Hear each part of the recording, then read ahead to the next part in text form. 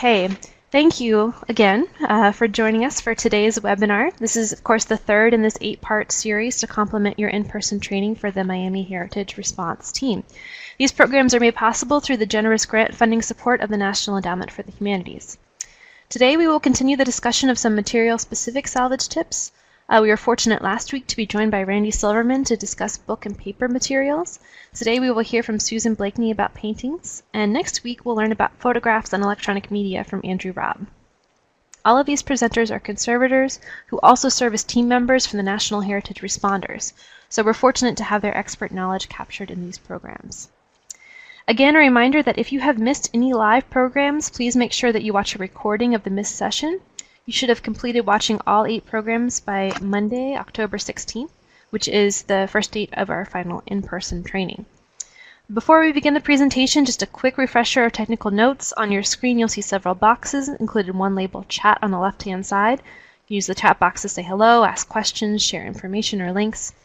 Links will be live, so if you share a URL, all attendees can click directly on it. If you post a question in the chat box, you'll receive a response from me. I will collect those questions and verbally ask them of Susan during a break in the presentation. You may have noticed a new box labeled Files at the bottom of your screen. This is similar to the web links box that we used before. To use this feature, just simply click on the name of a file to highlight it in blue, then click the Download File button to save a copy of the PDF to your computer. And Susan has been very generous in providing some resources that will help supplement the material she is reviewing today. And with that, I'm very pleased to introduce you all to today's speaker, Susan Blakeney. Susan is a paintings conservator, distinguished as a fellow in both the AIC and the IIC.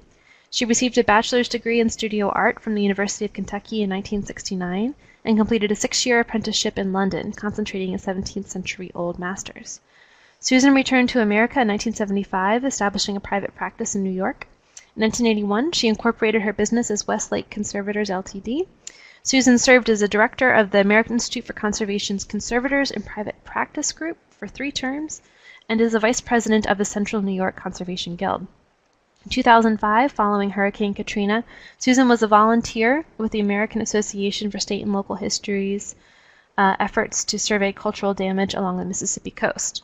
She is among a group of trained National Heritage Responders, and with that group, she deployed in 2008 to survey damage in Galveston, Texas after Hurricane Ike, and then again in 2010 to Haiti to assess cultural damage after their earthquake. Susan additionally has a passion for connecting to collections and has a long career of public outreach and education. And with that, I'd like to turn things over to Susan for her presentation on painting salvage. Good afternoon, everyone. I'm glad that I'm finally back, and I hope everybody can hear me much better.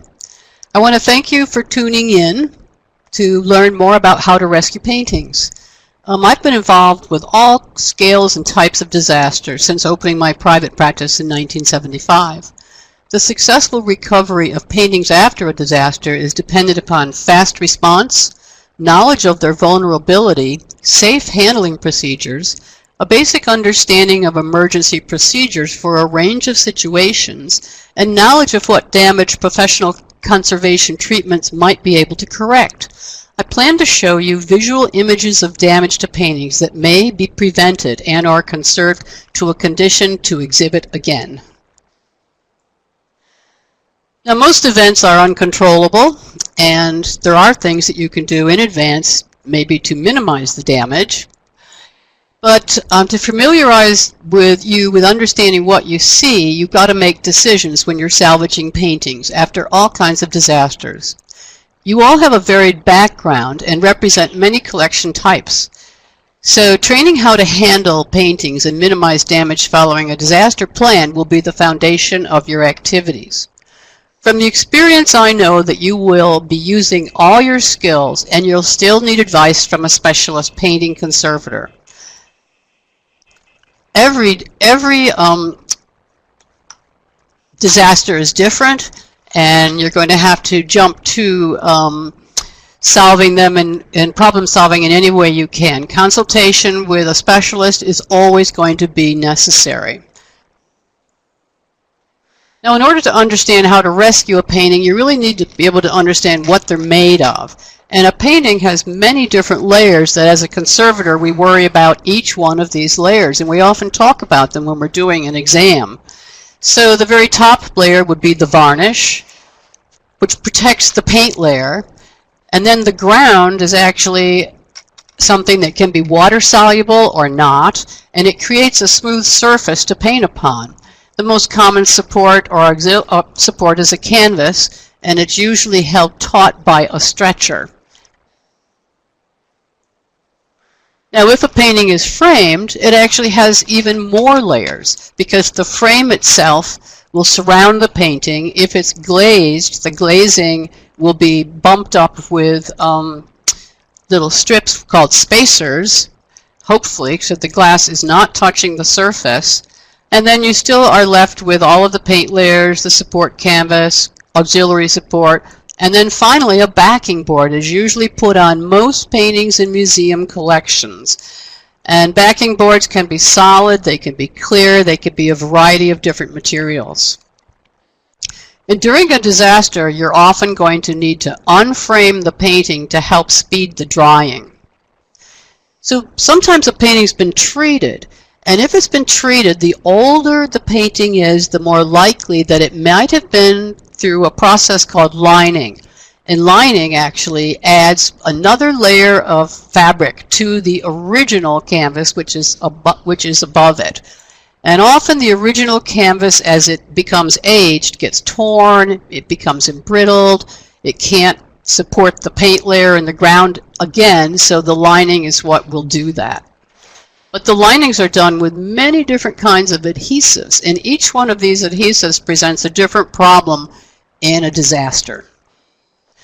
So paintings can be on a rigid or on a flexible support. Normally, the more flexing a support gives, the more unstable the paint will be. And here we see different examples of paint layers. In this very top piece, it's a solid support which is rigid. And oil paint, as it ages, becomes more and more rigid, almost like an eggshell. The next layer is on a flexible support. It's canvas. And when the canvas begins to move, cracks occur. And as the cracks occur, the older the painting, the more and more cracks it will get due to motion of the support. Now, as it even ages further, these cracks will begin to loosen on the edges, and we get what's called cupping. And the cupping is now open, and if we were to look at this painting through transmitted light, we can see how open the cracks are. The bottom is an example of a collage. And in a collage, it could be on a solid support, but it could be mixed materials. And we could run into paper, we could have paint, we could have fabrics, all different kinds of paint mediums. So paint binding mediums vary. So all paint, when it's made, is made from either a dye or pigments. And these are all held in a medium. And the mediums there are so many different types, but one of the earliest mediums is encaustic wax, and that's the early Egyptian Fayum portraits were made with wax, and they're still in good condition today. An oil paint becomes very brittle as it ages. New oil paintings are really, really flexible and very susceptible to all kinds of solvents. And the actual drying of the oil paint doesn't really completely finish for about 75 years.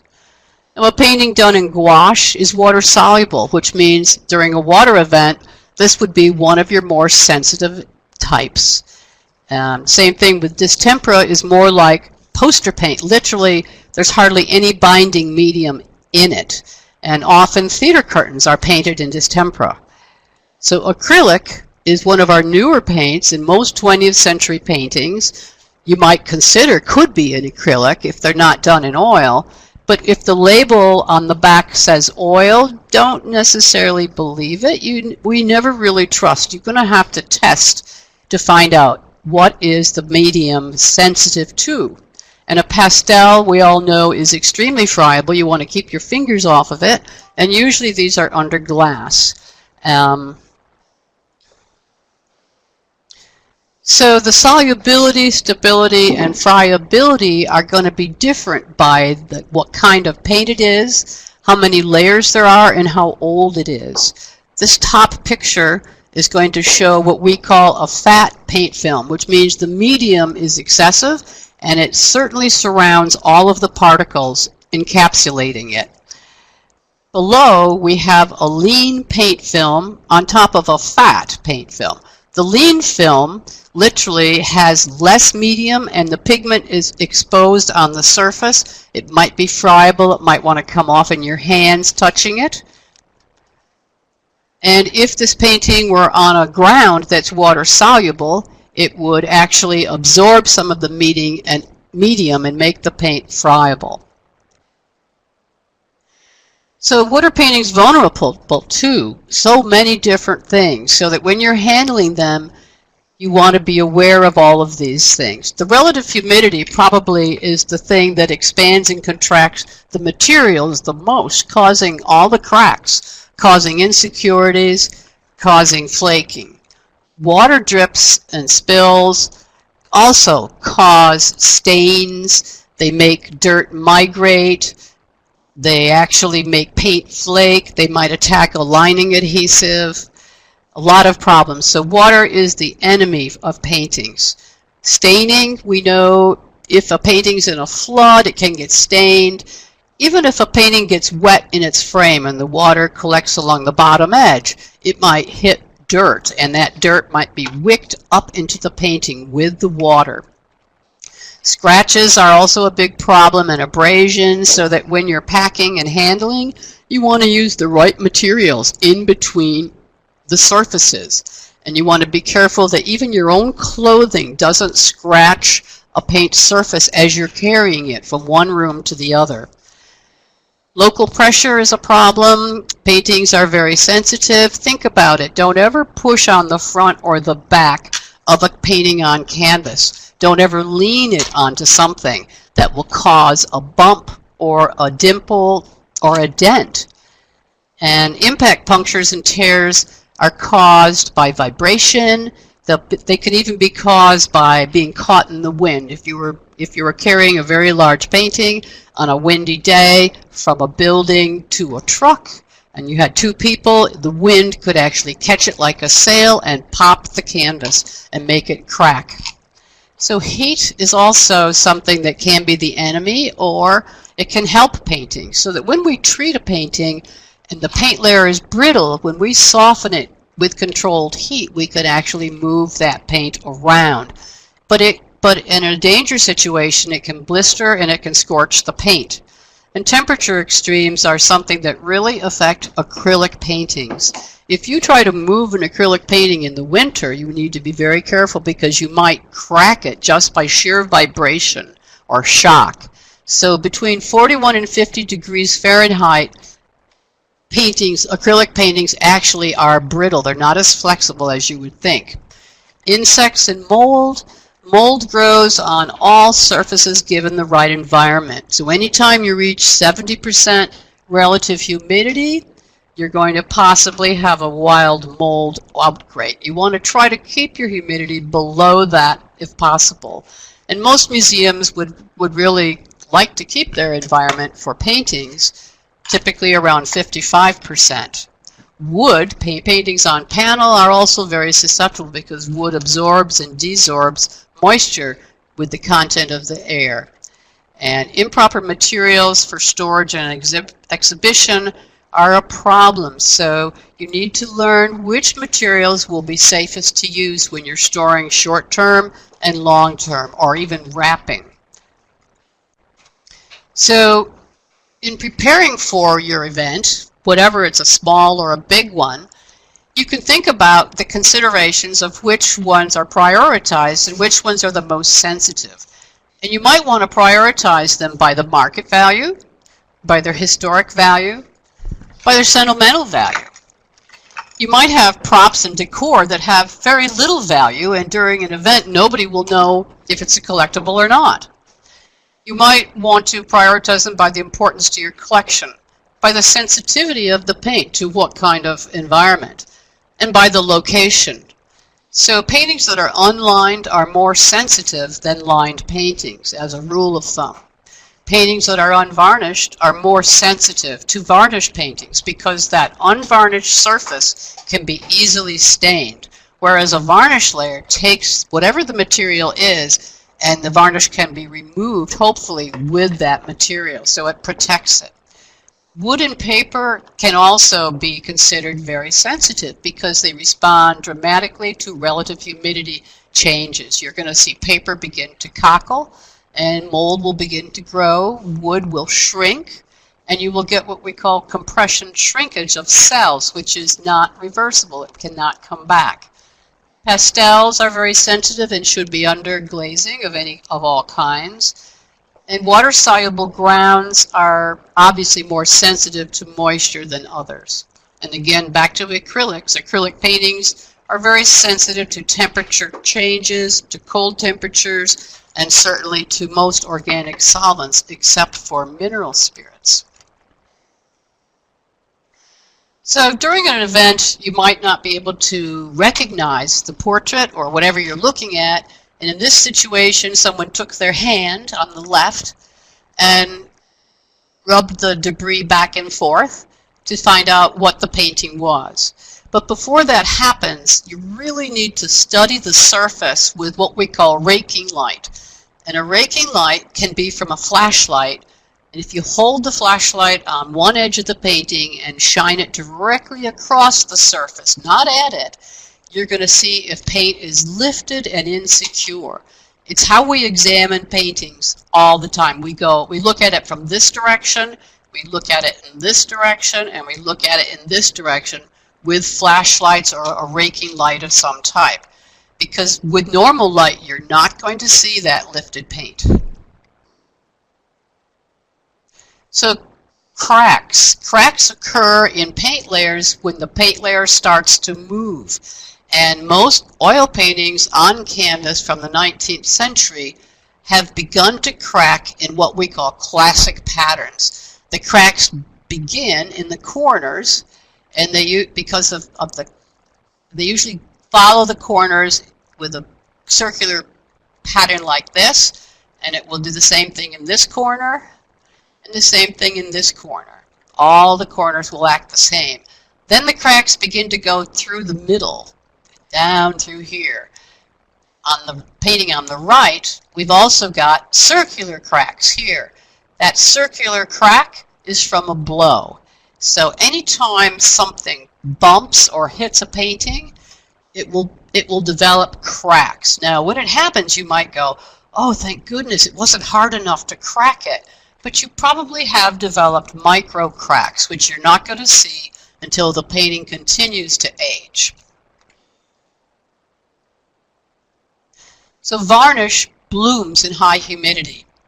High humidity caused this bloom underneath the corners of this portrait on the left because of what's called a spandrel in the frame, which made it look like an oval painting, even though it was a rectangular painting in that frame. So when the varnish blooms, if it's cleaned off, the painting will return to good condition.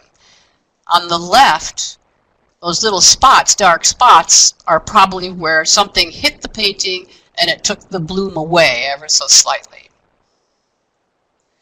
So this is the companion portrait, and also again you can see that once the varnish is removed and it's revarnished on the right, the painting remains in good condition. And a bloomed varnish can occur in an entire collection during a construction event. I've seen this happen in a museum where they had tried to cordon off a gallery filled with paintings with all kinds of plastic and tape, and yet fine particulate construction dust still got in and put a dust layer on all the paintings. That dust layer was a nucleus for the moisture to be drawn to, and the entire collection turned whitish, a bloom. Now, the odd thing was that anywhere the paintings had actually been handled with fingers, fingerprints appeared too, because the grease of people's hands handling these paintings prevented that dust from settling there. Very curious thing. So a home disaster in this incident created a major mold outbreak in the Northeast. So depending on where we're in the Northeast, and I have to deal with freezing conditions. And when heat goes off, when the owners aren't home, or an event happens like moisture in a flood because of a burst radiator pipe, the mold will start to grow everywhere because it's got all the right conditions. And the mold like this is extremely dangerous and needs to be removed when you're wearing a hazmat suit. So fire will actually bloom an entire varnish on a surface of a painting by putting the water out. I mean, the high moisture of putting a fire out is incredible. And this particular fire damaged painting on the left, the varnish was so bloomed and it had many layers of varnish that you could barely see into it. There's a cleaning test right here in the middle. You can still see that the varnish will come off, and over here you can still see another test here because we've only taken one layer of the varnish off. But this painting really was savable. Now, this New Orleans Katrina victim developed mold and a bloom, and on the right-hand picture, here is a tide line that shows how high the water went during the flood and where the painting was submerged. Over here, there's a cleaning test right here, this little dark spot, which was a test to see how bloomed the varnish was and if we could safely remove it, and we could. Now, since Katrina, I have been a pen pal of an artist that I met who lost her entire portfolio. In the upper corner is a picture of her house before the event, and below is her house after the event, which flooded her house 3 times. Her paintings that she lost, she also exhibited in the lower right corner here, damaged after the event in her home. And she also made a book. Her name is Donna Simmons, and she actually has created a book that you can buy online that show her damaged paintings which tell a story. And she's continued to exhibit damaged paintings telling the story of Katrina.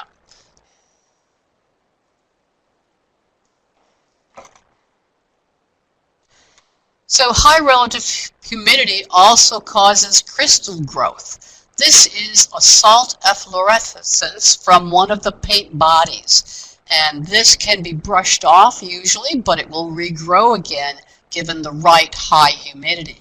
So something like this could be a problem, and we often associate this with salt migration in paintings on concrete, like murals in high humidity will often have crystal growths as well. So cracking and cupping and flaking due to an unstable environment usually happens because the paint layer is brittle, the support's in motion, and it causes the beginning of cracks. As it gets more and more severe, this picture on the left is so extensive in cupping and cracking that the owners felt, or the collection felt, that it could not be saved. But it certainly can through the process called lining and heating the paint layer, which will relax the cupping, and we can return it to plane, to a flat surface. Flaking from high humidity damage can occur in storage. This portrait was stored in a new house in a basement on a relatively dry, considerably dry new house, and they had covered it with a sheet to hang there. But when they opened it up after even a year, they found that it had been flaking badly and that moisture had been coming through the walls and damaging this painting. So a cellar is definitely not a wise place to store paintings. So canvas can shrink in high humidity, and when it does shrink, if it's not restrained adequately, it develops ripples. And ripples might be these, what we call draws, all across the top layer here, these long radiating ripples, happen because the artist put his tacks in more than 1 inch apart. And to prevent this, you really want to have a tack about every inch. If this were happening, you might be able to add additional tacks or staples to try to prevent this if you looked at your painting and found that the tacks are 3 to 6 inches apart, which they could be. So canvas corner draws also happen when a stretcher condenses, when a stretcher warps, when a stretcher loses a key. And stretchers are designed to expand by having a key or 2 keys in every corner. And if the corner is mitered, that will expand evenly. If it's an unmitered stretcher, or what we might call a butt join, it will expand unevenly. And if you try to expand it, you will create new draws that shouldn't be there, because certain stretchers should not be expanded. And these actually are brittle, so the longer this has been there, you can't just get these to pull out. You have to actually use heat. It can be very complex. So deformations in a canvas happen when a canvas is loose and it's laying on its support. In this situation, this long, tall painting had a horizontal crossbar in the middle. And this picture here on the right, showing where the crossbar is, makes this cavity here start to sink in. And the cavity on this end also sinks in. To prevent that, you need to block this up to the same level as the stretcher, so that it doesn't sink in and it remains flat. So local water damage can instantly cause damage, and some paintings are what we call shrinkers. This particular painting had a water spill go across the surface and collect down in this corner.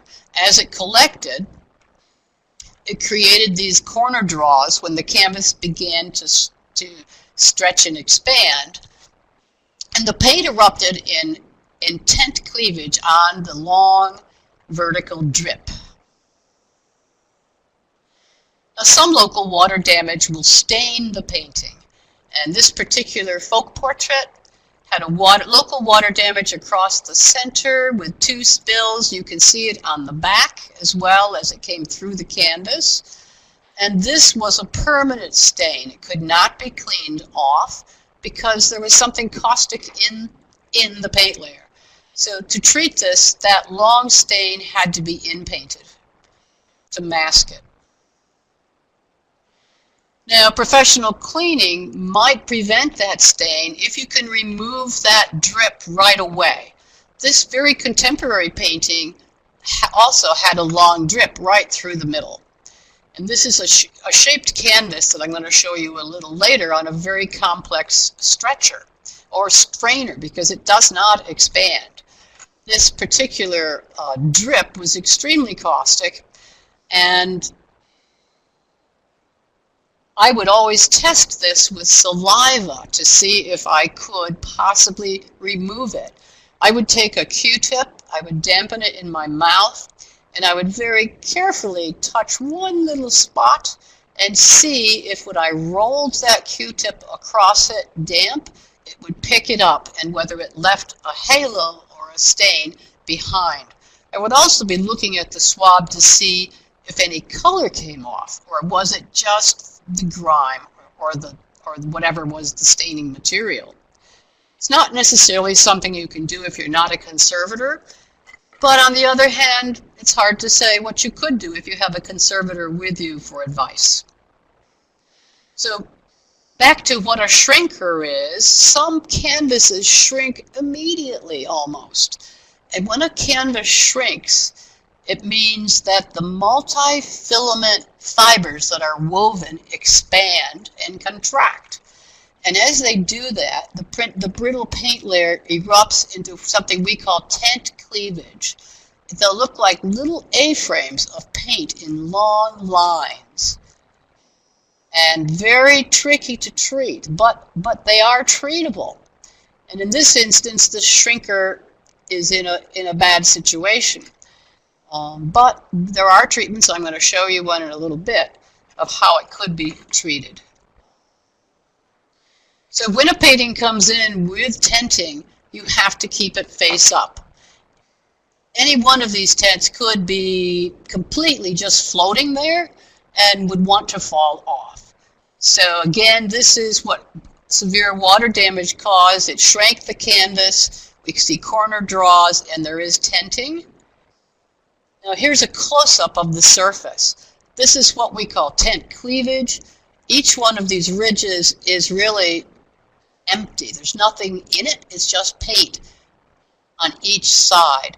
And there are methods of putting what we call a protective facing on this in little pieces of paper so that we can face both sides of the ridge, and yet down the road we're going to try to regain the lost dimension and lay that painting back down where it came from. So this is the technique that to actually regain that lost dimension. It's a little bit like open heart surgery, not quite, but we go through many, many steps to re-stretch this very fragile painting. On the left, we see what we call pull tabs that we've put on all the way around the edges of this painting. These are secured with push pins into what we call a working stretcher or strainer, so that this strainer now, we're able to put this in, we actually have the facing on the paper here, holding all of the tents in place, and we're going to put this into a humidity chamber and get the paint to relax so that we can expand this canvas in tiny, tiny increments over a week-long period, probably. So water damage also to a lining will sometimes disrupt the adhesive. In this instance, it was a water-based glue lining. And on the left, we see giant bulges. This is called blind cleavage. It's where the actual lining has delaminated now. So to correct this, we actually need to put a facing on the entire painting and remove this lining. That's why we really want to use reversible materials. Anytime we do a treatment to a painting, it could need to be retreated the next day if it even had an accident on its way home. We always have to use reversible materials. Now, sometimes you're too late. This painting has lost it. Obviously, it's a goner. Both the bottom of the frame has completely lost its ornamentation. The paint has no gesso left on the canvas. And here on this very bottom edge, the canvas has completely rotted through, which indicates that this happened a long time ago, and it's been like this for quite a while. Now, canvas board is considered a solid support, and it's a commercial support that many artists use, but it's very susceptible to water and high moisture. Now, this painting is a great one to experiment with because it's a sentimental piece of a favorite tree painted by Uncle George. But look at the damage that has occurred to this support. It's major.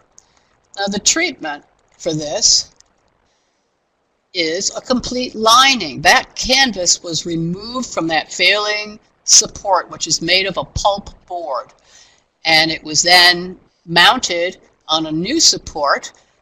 And here is a fabric, and you'll see the reverse of the lined painting. So this painting has truly been saved now. Now, relative humidity swings also cause oil-on-panel insecurities. This beautiful 17th century painting on panel was shipped from Texas to central New York, and after residing in central New York for almost a week, it developed these blisters. And these blisters are now blind blisters and paint floating sort of on the surface of this, requiring a very difficult treatment. So anytime you see a painting on panel, it's important that it's kept in the right environment.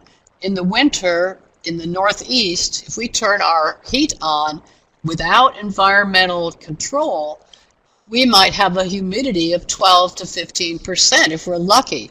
And that will will really cause a lot of damage to all of your wood objects, furniture, and anything. It will shrink the wood, and that will be irreversible shrinkage. Now, this panel painting has what we call a full cradle on the back. This is something that was added in Europe to try to keep the panel from warping. And the vertical bars are completely glued in place, and yet the horizontal bars are like a puzzle. They slide in and out. They're meant to be free to allow motion of the support. In America, we usually remove these because they often cause more problems than they cure. So here's an oil-on panel that has also been in a frame that had a spandrel that bloomed in the corners once we removed it. And the paint has been falling on this, coming off this panel along the grain of the wood. The panel had a batten on the top, and it used to have a batten, but it's fallen off on the bottom, which someone put on it to try to keep it flat. Battens don't work. They actually cause more damage. So here we can see on the left that there's light coming through behind that batten, which means that the panel has still warped. You can see the warp. And on the right, although dark, these are fine paint losses with the grain of the wood. And if we can stop this motion, we can actually stop the flaking as well of the wood. And that won't happen until we get it into a stable environment. So the treatment for this was something called end grain balsa wood block support, which on the right you see all over the back. It looks like it's a cheese board, but it's not. The grain from these little balsa wood blocks are running perpendicular to the painting. It's designed to allow the canvas or the panel to flex ever so slightly. And if the panel really wants to really warp, this balsa wood backing is going to pop off before this panel splits in half. It's a fail-safe feature. So here's an example of a 17th century panel that somebody stored in their basement. How unfortunate that it caused all the loss on the right. It was returned to good condition after a complete, very lengthy treatment on the right. So again, do not store paintings in your basement. So an oil-on panel impact damage can be severe. Here we see the cradle has been damaged. Pieces are totally missing. The frame on the bottom has literally lost parts of its ornamentation. One bar is cracked entirely. And the panel painting itself had damage in the corners, as you can see. And this panel, as I require correctly, was in a severe accident. A house had been vandalized, and vandals had come in and tried to steal a lot of pieces and paintings. And this is a painting that when they were running out the door, they threw into a snowdrift. So when the policemen were looking for all the property, they found this painting, and in this event, this pressure damage has happened. However, the painting was saved. So here's another oil-on panel, and this particular painting split in two, and the split was all along here. And oftentimes panel paintings are composite structures. They're made up of more than one plank, which makes them susceptible to splitting. So this Russian icon has impact damage. It could have happened as it fell from a wall. The wood support is more than an inch thick, very, very thick. And again, it has cracks, edge cracks, which are here in two places, which will lead this damage up into the painting if they're not corrected. This was a very heavy, interesting, tooled and embossed paint layer, which we were able to reproduce so that in a treatment, it remains looking undamaged now. So paintings on canvas, if you ever see a painting looking like this, with this bulge all along the edge, That's an indication that you have a detached margin. The tacking margin along this edge is rotten, and the canvas pulled off of the tack heads, so that now we have this big bulge on the right, and if left like this for any length of time, paint loss will occur along that bulge. Now this happens sometimes in high humidity because the canvas is embrittled, it's aged, it's desiccated, and as the canvas starts to get more and more attention in shrinking, it will tear these margin edges.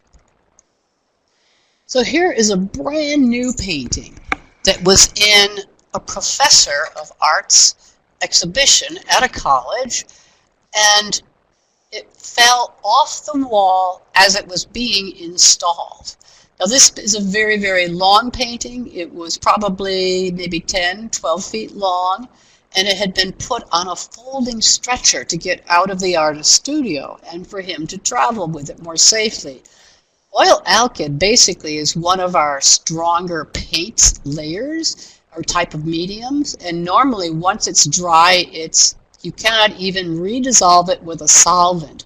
But in this case, the shock of it hitting the floor instantly created these mechanical cracks, and these are roughly at around the center of the center crossbar.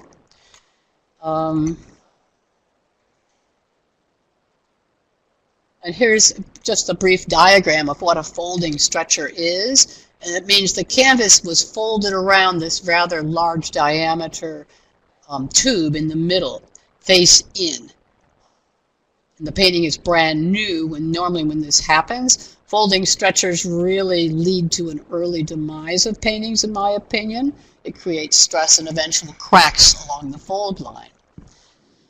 Now, paint layer surfaces are easily scratched. This Peaceable Kingdom painting has a long scratch across the center, which was done by a vandal. However, fortunately, it was only in the varnish. If it had been a harder scratch, it would have gone down into the paint layer. So varnishes actually will protect a painting from surface scratches. So a major painting problem painting like this, don't throw it away. It's hard to believe, but this is savable. It has all the problems we've seen plus a major tear. And when we talk about tears, we try to measure the length of the tear so that we understand how many inches we have to rejoin. And when a tear occurs, an emergency treatment, if at all possible, would be to tape it on the back with adhesive tape, blue tape, something that's removable for a temporary patch. The longer this tear is left unjoined, the wider the gap will permanently become, because the canvas will begin to shrink. Also, we have edge draws. I think we have tenting from local water damage in this corner. And I'm going to show you now some treatments that bring this painting back to good condition. So when we're looking at a painting, we use light for examination in different ways. Raking light I've already talked to you about, which is in this instance shining the light across the surface to show these tents. Transmitted light on this side is shining a bright light through the painting from the back. When you do this, you can see open cracks of the tenting. You can clearly see how long the tear is, and you also see all the little paint losses. So when I'm doing an exam and trying to see how fragile it is, the transmitted light is really a big help.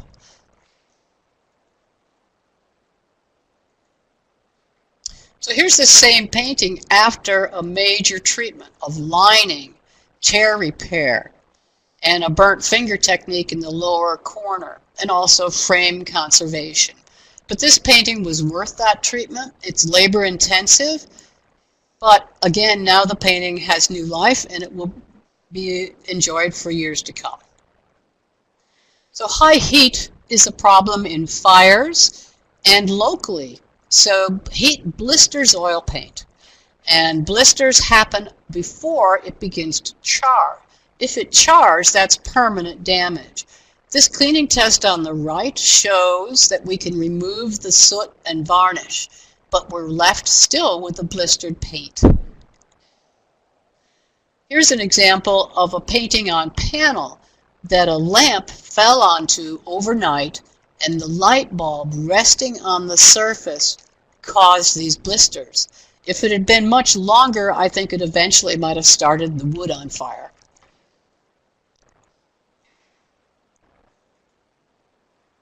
So a studio fire in an artist's home resulted in major smoke. This was a huge problem because the artist's entire portfolio was there, and she had 3 months to send it to Europe for a major retrospective show. All of these paintings were in acrylic. Acrylic paintings are the most vulnerable to soot. They're a soft paint layer. They would literally become stained with soot, possibly. They're also usually not varnished because most varnishes, unless they're soluble in mineral spirits, cannot be removed from acrylic paintings without also dissolving the paint. The way we remove varnishes is to dissolve them with organic solvents. Now, acrylic paintings literally are dissolved in all organic solvents except for certain mineral spirits. Fortunately, this artist her name is Kathy Calderwood. She had actually put a spray varnish for acrylic paintings on all of her paintings when she finished them.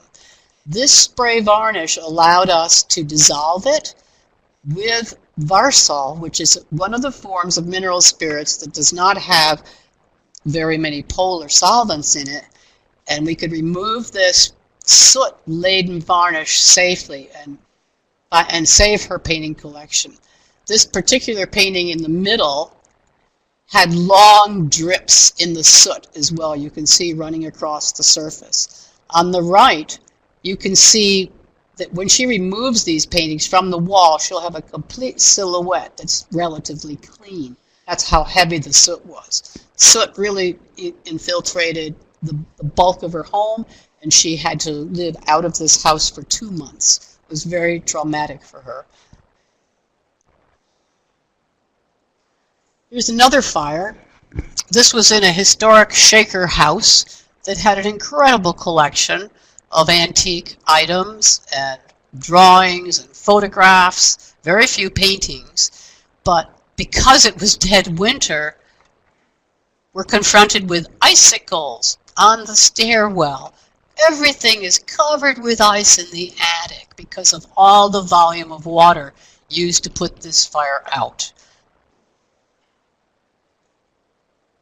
Here are some of the pieces that were rescued by the owners into a room as they quickly vacated.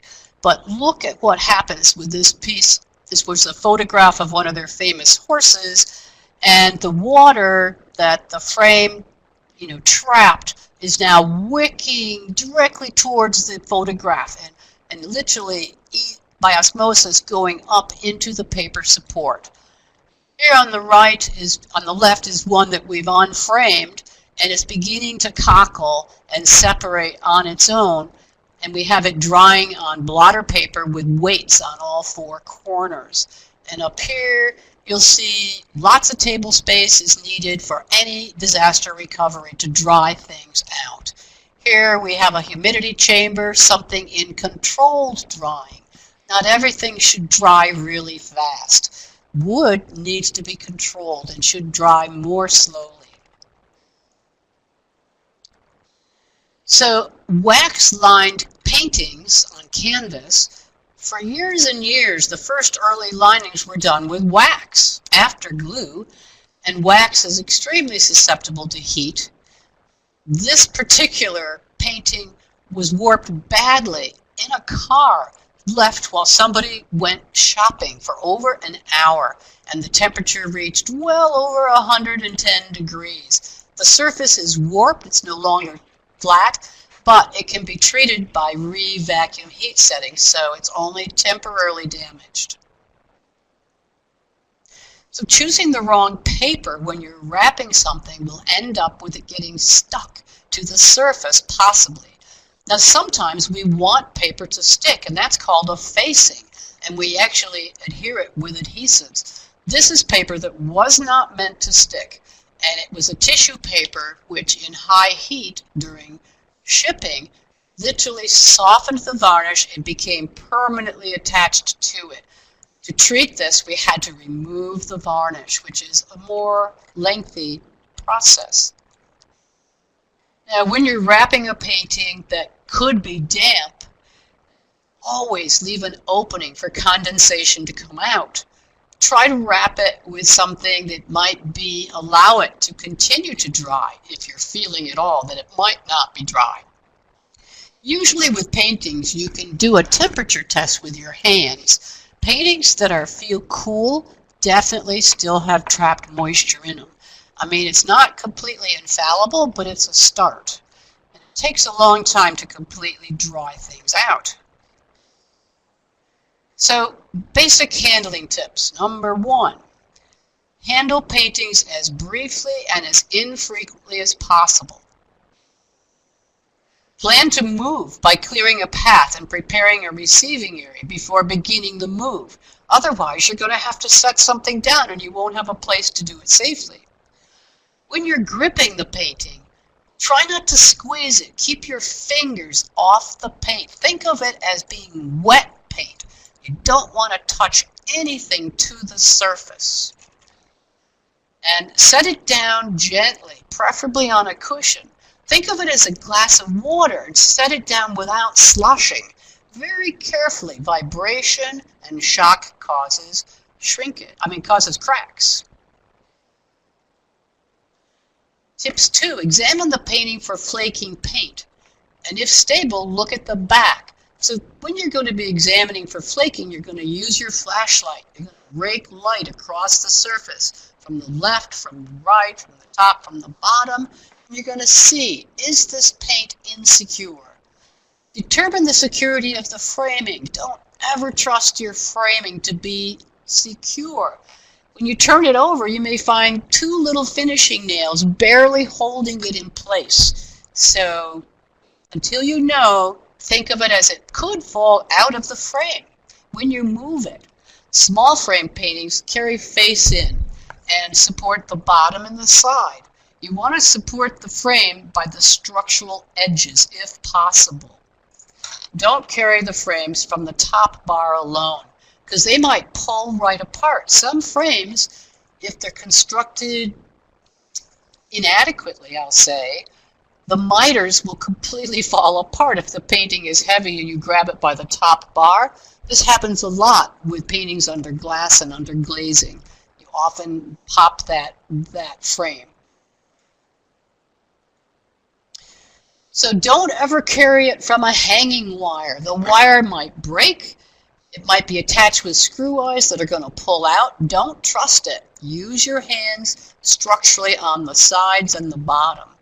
Mid to oversized paintings carry with 2 handlers, or use a dolly and you keep your eyes on the paint layer. 2 people are really good to handle both sides of the painting once it becomes large.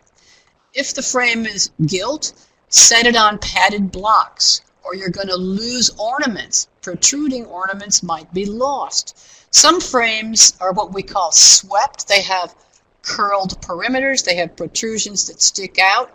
If you tip a frame forward, it puts all the weight and pressure on these protrusions. You can only tip it backwards, literally, a little bit without putting pressure on these. So padded blocks are something I'm going to show you a little later.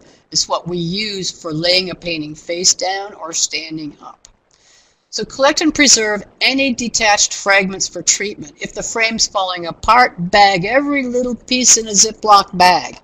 And if you can, tape it to the hanging wire somewhere. Keep it somewhere where you have it, or label it and save it, set it aside.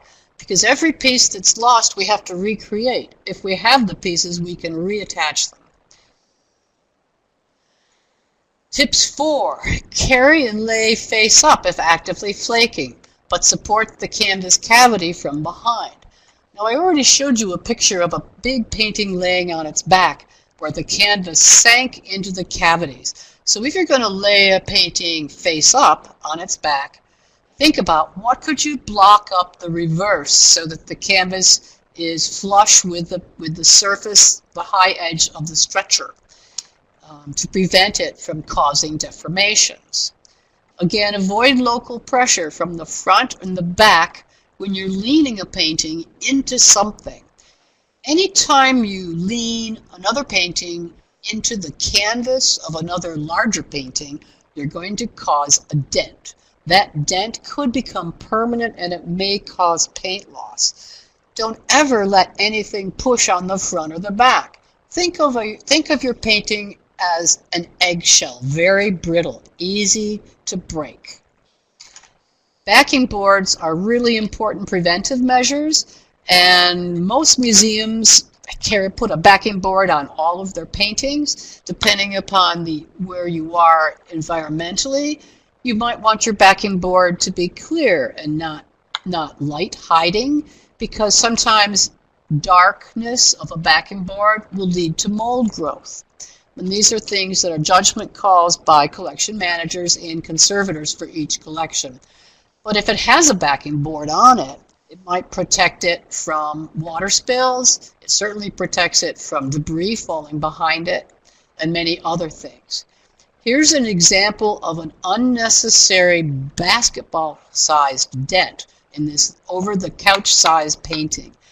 The big circular dent in the middle, I can only guess, was caused by leaning this painting up onto the arm of a couch or an upholstered chair for a few days or so.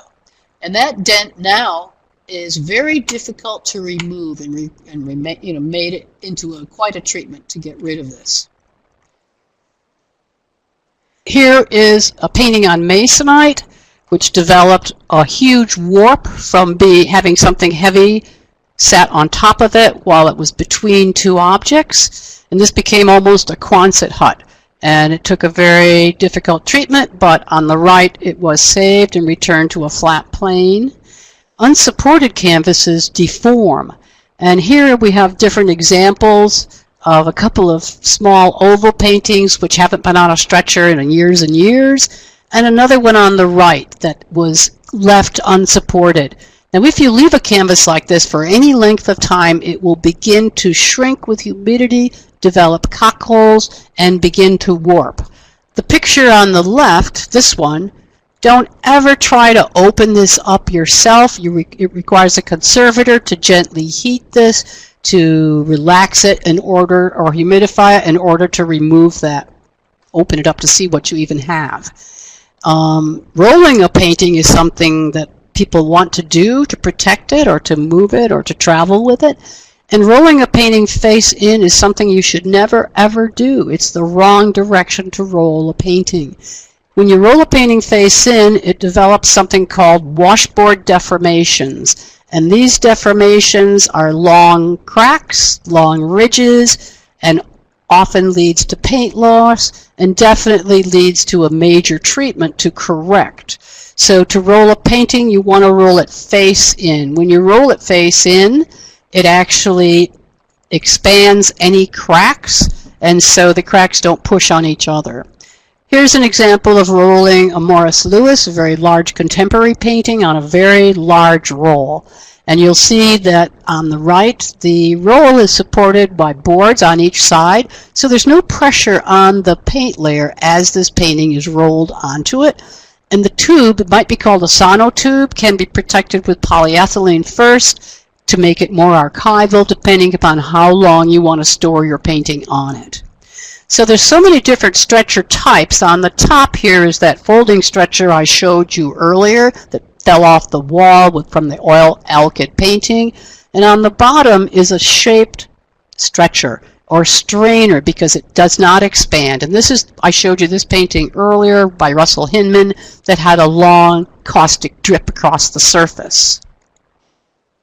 So checking for insecure framing is you quickly look at the back and you're going to see that nothing but finishing nails are holding this piece in place. Here the nail's driven right through the stretcher into the frame.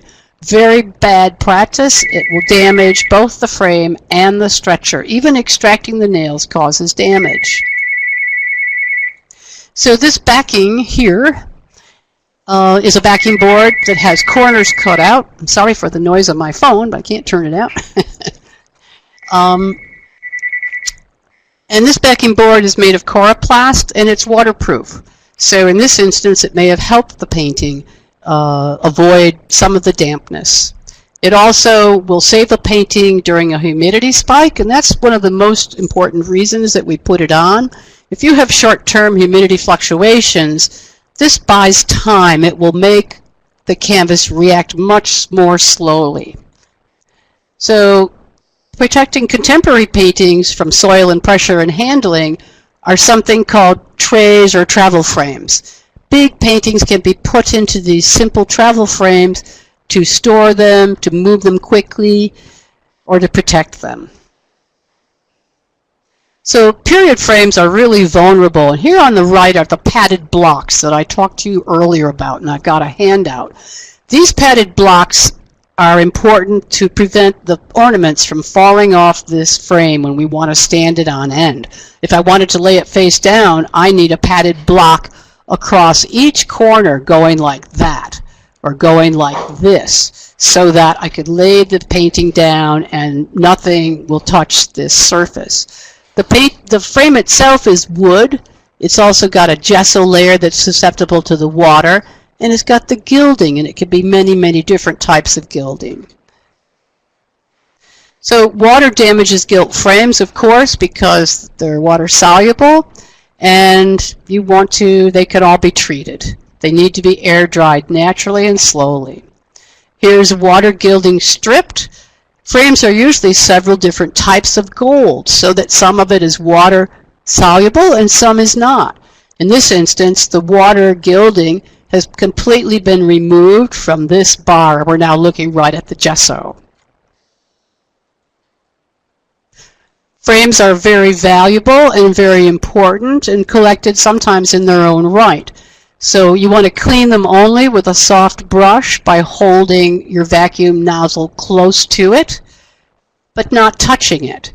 And you want to save all the parts into a bag so that they can all be put back in place, because every part that's missing has to be cast and recreated, making it a very lengthy treatment. So save these parts if at all possible. So here's a frame conservation from highly soiled on the left, pieces being replaced that were missing, and on the right, completed and looking back in an exhibition condition. This frame is very valuable, and it makes the painting more valuable to have its original frame. Frames also often have inscriptions that need to be read and titles. So here's a painting with impasto. You could never lay this painting down unless it's on a soft cushion. If you were to look at it carefully, you would have seen that it's flaking. This raised paint, you could never lay this face down or this would crack and fall off. Drying upright caused deformations in this painting because all the water went to the bottom and caused a delamination right here. So when you're drawing a painting out, turn it around several times periodically so that the water doesn't all go to one end, if possible. So salvaging water damaged paintings, risk analysis aids in your planning. So since water poses one of the most serious threats, and most effects occur within the first 5 to 15 minutes, you need to have a plan to move these sensitive paintings rapidly. Mold develops afterwards in continued high humidity, but not immediately. It might take 2 days, maybe, for the mold to begin, possibly. And elimination of risk is the first step in any disaster, and that's in the planning. So plan for salvaging your paintings before disaster. All your storage should be 6 inches off the floor. Avoid overhead water pipes. Drop cloth high-risk areas with polyethylene. Drop cloth vulnerable surfaces if unglazed. Contract with conservators in advance. Know where your nearest conservators are so that you can call them right away. And know your collection's individual sensitivities. All of these things will help you rescue more and save more. But after a wet disaster, establish a priority of rescue away from the water source.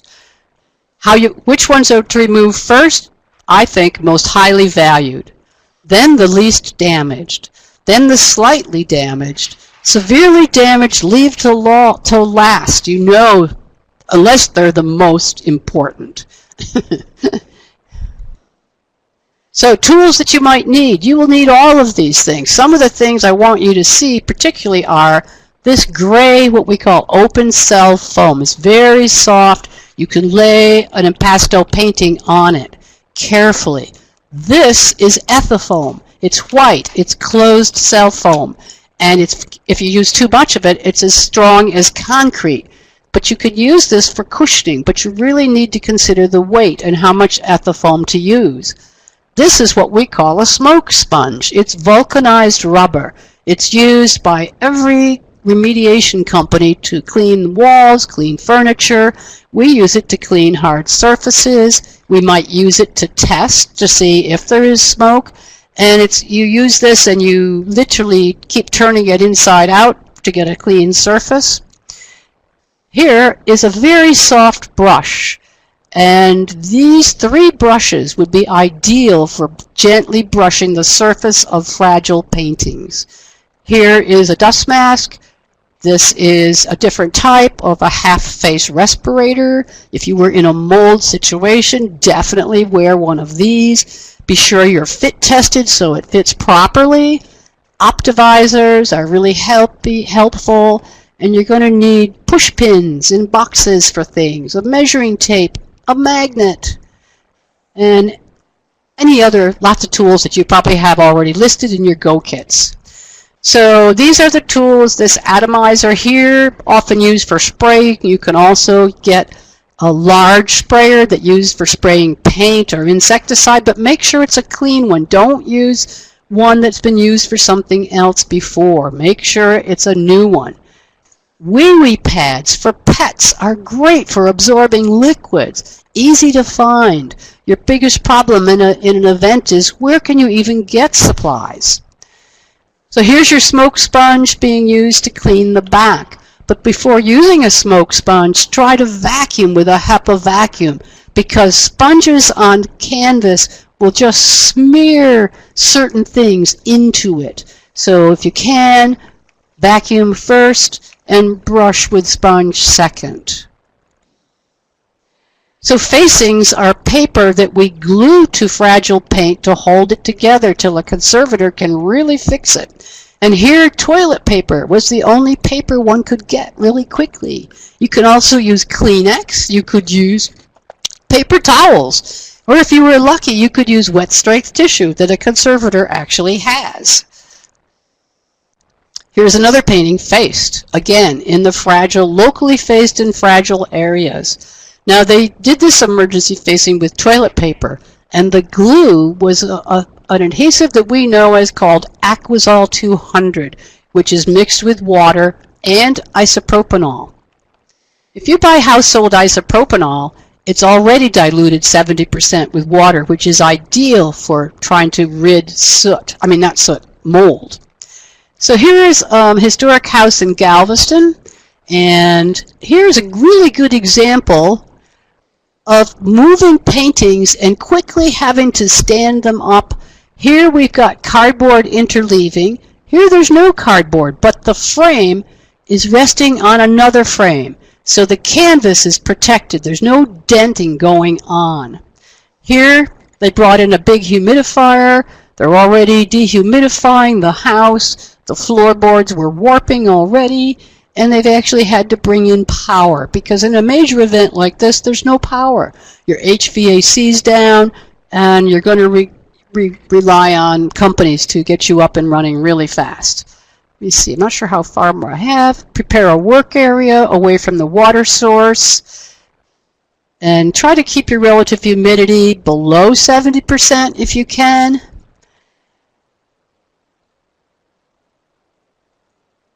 Prepare tables with a padded surface covered with plastic.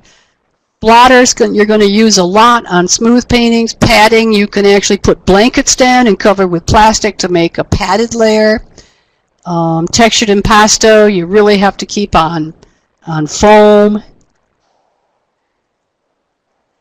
Prepare padded blocks for ornate frames. This portrait by Titian is in a hand-carved, very ornate frame, highly valuable. It's on padded blocks. To lay this down, I would need more blocks. Face-down drying of paintings with no impasto. It's possible. This little diagram shows shows a soft table, a painting, a blotter, a rigid support, and then weights on top of the rigid support to bring the blotter in contact with the wet surface. These blotters have to be changed routinely, and really you need a conservator on board to guide you with this treatment. So hands-on salvage for drying of stable, smooth canvas paintings. Immediately remove the excess water. Tilt it to one corner to drain it if you can. Then check the raking light for insecurities. Unframe it if you can. The frame, unless the stretcher is warping, if the stretcher itself is warping and curling in, the frame may hold it from warping. If it's not warping, remove it. Once it starts to warp, you can add crossbars quickly to stop the warping. You want to check for labels, and if you're taking things out of the frames, remember that the frames have important provenance material on them, so don't just throw them away. If you have to, bag them to save for later. Here we're doing face-down blotting of excess water, and this is one of the pea pads. It really works beautifully. You can cut them with scissors easily to fit in. They're soft, and they will pick up a lot. And diapers are also another tool for wicking up water really fast. So blotter drying, you might want to cut blotter into strips just to slip behind stretcher bars to help get that water out. There's also dirt behind stretcher bars, so once it's wet, that dirt gets pulled up into the canvas. And when you're putting a blotter behind a bar, don't overlap them, because the overlap will create a pressure dent and actually damage the painting. You want to keep it as flat as possible.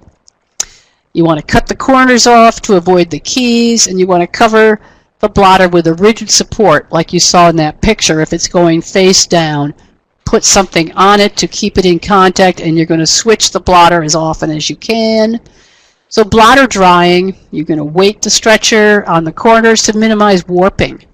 You might put a temporary crossbar in if necessary. You're going to watch it. You're not going to walk away and leave it unless you absolutely have to. You're going to change your blotter every 10 minutes, then you're going to change it every 30 minutes, and then you're going to replace it and wait for 24 hours. So drying paintings, you're going to always contact a professional conservator. Use your cell phone, Skype, whatever you can. Don't remove paper, tissue, or newsprint from the surface if it's stuck. When there's a large number of paintings, establish a system of priorities, which we talked about, because not all paintings are going to react as violently as others. So drying problems can be extremely high impasto. You're going to have to lay on deep open cell foam or face it up and support on foam blocks. Torn paintings, you want to dry face up, and when dry, you want to tape that tear temporarily. Flaking and secure paintings, you want to dry face up, slightly elevated. A professional conservator might come in and put a facing on for you. Water-soluble paint layers don't blot. You want to air dry face up. Panel paintings and frames must dry slower. You've seen that. You could tent them with polyethylene temporarily. If the gilding is damaged, don't touch it. Just dry it face up. Oversized paintings dry flat due to the weight, usually. Canvas board and pulp board, weight them down to a dry surface and accelerate the wicking. That would be on blotter. And drying aids, you can actually use a negative pressure cold table in a lab if you have a conservator. So here's a painting with impasto you can lay face down on a soft cushion. And here's a shrinker that has arrived wet after a water spill one night at City Hall. It was a shrinker, and I believe this happened probably in the first 10 to 15 minutes. And here's the treatment again to restretch it from around all the edges and into a humidity chamber to regain lost dimension. And this painting was completely saved, even though when you looked at it you thought, oh my goodness, it's a loss. It was not. Restoration shows that even with tears and paint losses, we can in-paint and mask that damage, bringing it back to an exhibition condition. And here's a painting, another painting, which a lot of people would say is a total loss, throw it away, because it had insecurities, it had a major tear all across it, major deformations. But this is of the Erie Canal. Transmitted light shows how big the tear is, all the losses. Here's all the tenting. And here is the same painting, two locations before and after treatment. And here's the painting again. On the bottom right, filled before in painting, and up at the top, completely treated and ready to reframe. So in Haiti, here we were confronted with piles and piles of damaged paintings. Here's impromptu breathable dust cover. They used bed sheet. It was great because there was high humidity, the HVAC and power was off, even fans couldn't be kept running. Here's a fractured Masonite support which could be restored, save all the pieces. This is David Goist in Haiti, one of the CERT members actually doing this treatment. Here in Haiti is another large painting. Note the corner draws as the high humidity is beginning to take a toll in this painting hanging in an office. And outdoor murals had to be structurally supported because the earthquake structurally damaged the walls. They were about to fall down. But sheared up with all of this, they were savable. And here inside one of the museums in Haiti, they quickly had to stand paintings up against the wall of other paintings that were still in a good location, a safe location. And on the right, unfortunately, they are rolling this painting face in, and it's already getting ridges on it. And that's the wrong way to do it. It needs to be rolled face out. I'm almost to the end. Here we come. So there's piles of paintings, and these were all dry, and this was in a gallery called the Nedar Gallery. Literally several hundred paintings in piles. And temporary storage, this giant tractor trailer truck was phenomenal. They were able to, the building was a complete pile of rocks. Anything they rescued, they were able to put inside on temporary shelving, and they had to actually move it because it turned out that it was directly in the sun, but they moved it to a shady location, and checking the environment, they were able to begin to control it, not turning it into a terrarium. And hundreds of paintings to store were really overwhelming as you looked at them. But many of these paintings are on Masonite. They were easy to store as long as they were dry. And as I end my talk with you today, I just want to say that oversized paintings have been our special interest since the 80s. And some paintings, like up in the upper left-hand corner, here we are rolling huge Morris Lewis color field paintings for shipping. Here's the size of a sonotube that a painting came in completely faced that we're now removing a wax facing from, and we're wearing our respirator because we're using a lot of solvent. This painting, this large painting here, is being held up by an A-frame on each corner. Here we are working for 40 feet in the air from genie lifts, cleaning the surface of a mural. And on this one, we're actually on top of a painting over a table lying on top of a folding ladder to allow us to in-paint the center of a historic theater curtain. So I want to thank everybody for hanging in here today in this unusual talk. And I hope you can all go back to the notes and take notes if you need to, since I had to go through this rather quickly at the end. And if you have any questions, don't hesitate to email me again asking for help.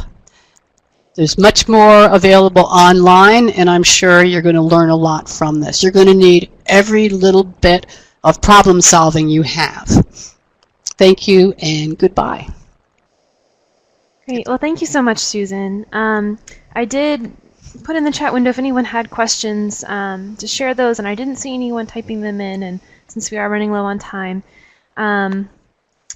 I'll just go ahead and wrap up the presentation today by saying I think a good takeaway from Susan's talk is that paintings that might look like a total loss may not be, so it's important to consult with conservators and see what might be possible with some of the treatments that Susan has discussed here, but also I think there were a lot of really helpful tips for the basic principles of how to handle paintings, and also just some information about all the different types of terrible things that can happen to these works.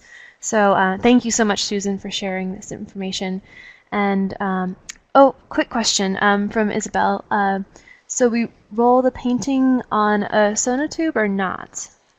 Susan, are you able to? Yeah, if you're, can you hear me? If your painting is unsupported and you need to support it, you can roll it face out onto a sonotube, but I would cover the sonotube if possible with polyethylene, put it on the outside, pull it to the inside and staple it in place from the inside. Then you're going to have a more archival roll. Great, thank you for addressing that. And Steve just wrote in here to not forget about the Heritage Response Team hotline. So yes, a reminder, Susan and many of the other presenters here are members of the National Heritage Response Team, so they can be accessible via the 24/7 hotline. But again, that is a great resource for you all with this group of around 100 conservators and archivists and their collections care professionals who can provide some more detailed specifics on dealing with these kind of objects. And again, Susan was very generous in providing her contact information if you all have follow-up questions specific to paintings. So again, thank you all for your extreme patience in getting this session started today. I'm very grateful for that and hope to troubleshoot that issue for all future programs. But I hope you all found this to be as interesting as I did, and I look forward to seeing most of you back here, same time, same place, Wednesday next week for Andrew Robb's presentation on electronic media and photo salvage. Thanks again.